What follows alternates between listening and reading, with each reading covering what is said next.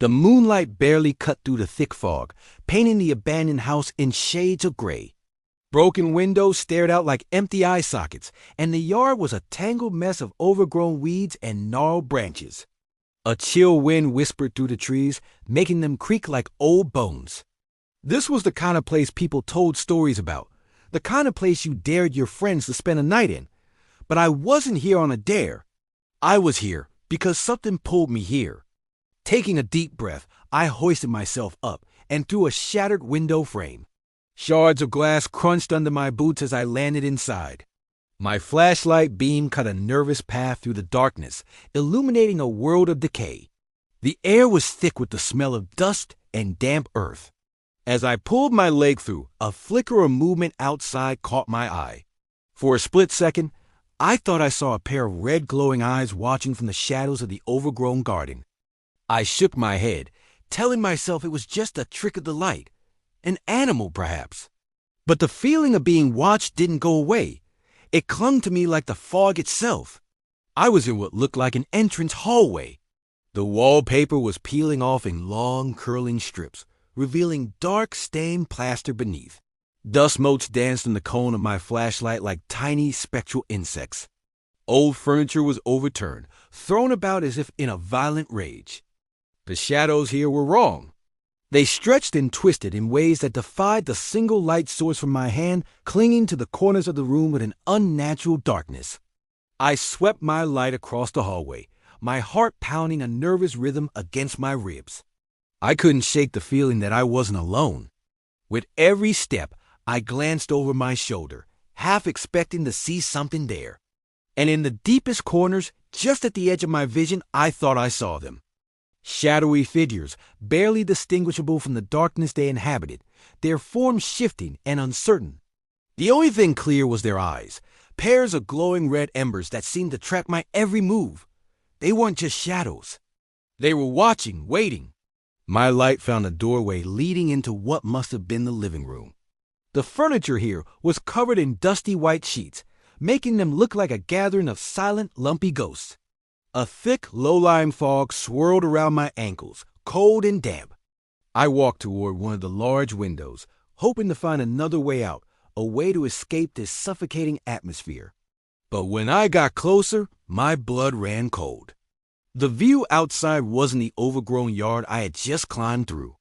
It showed impossible things, twisted landscapes, skies of the wrong color, buildings that bent at sickening angles. It was like looking into another dimension, a nightmare world. My hand started to shake, the flashlight beam trembling against the glass. As my panic began to rise, the shadows in the room started to move. They elongated, stretching from the corners and crawling along the walls and ceiling like giant inky spiders. Tendrils of darkness reached out toward me, slow and deliberate.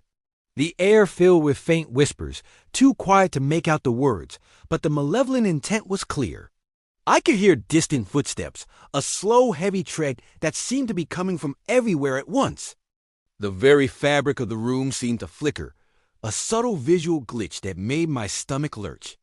This house wasn't just abandoned. It was broken. It was sick. I backed away from the window, my eyes darting around the room. I had to get out. The only other way to go was up.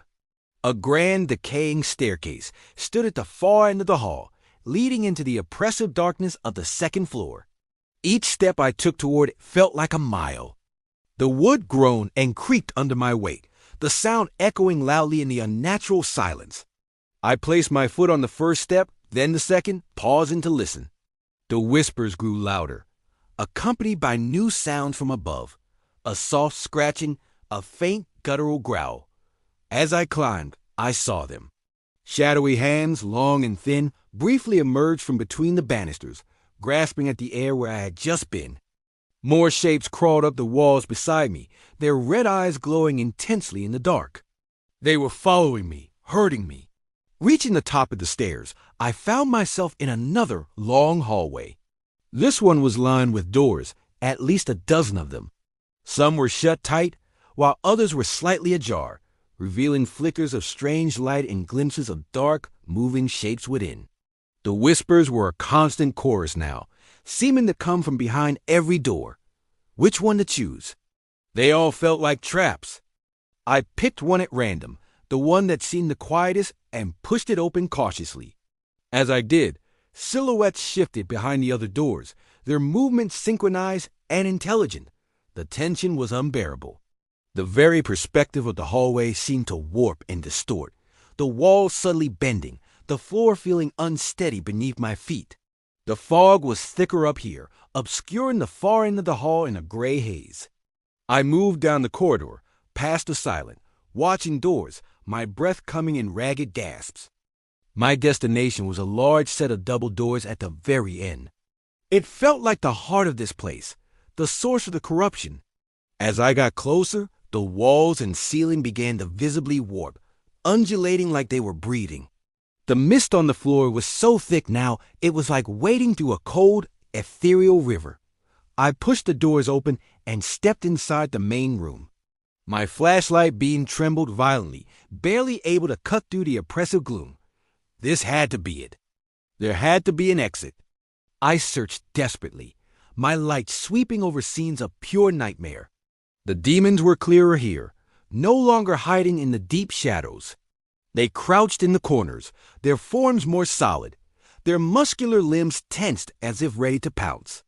Some crawled along the walls, their movements unervingly fluid, while others simply stood by the windows, their silhouettes stark against the impossible views outside. The whispers were inside my head now, a cacophony of hateful voices. A slow, heavy heartbeat seemed to emanate from the very floorboards, shaking my bones. The lighting was cinematic in its horror, casting long, dramatic shadows that seemed to have a life of their own. Then I saw it. Across the room, a single window.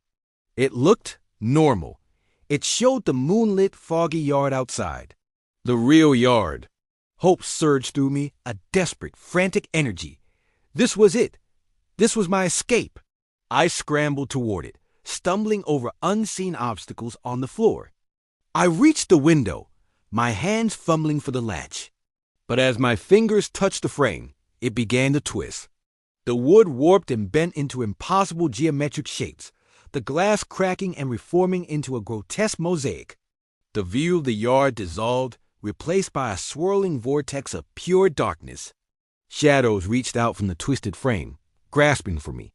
I screamed, stumbling backward, frantically looking for another way out. But there was none. I was trapped. Turning, I saw them. The demons were no longer hiding. They were fully revealed, standing, crawling, emerging from the very walls. Dozens of them, their bodies a chaotic mix of shadow and substance, all their glowing red eyes fixed on me. The surreal horror of the moment was absolute. The room was a swirling vortex of fog, dust, and pure terror. This house didn't want me to leave. It wanted me to stay. Forever. Thank you so much for watching. If you enjoyed this journey into the dark, don't forget to hit that like button and subscribe for more unsettling adventures. Let me know in the comments what you think happened next.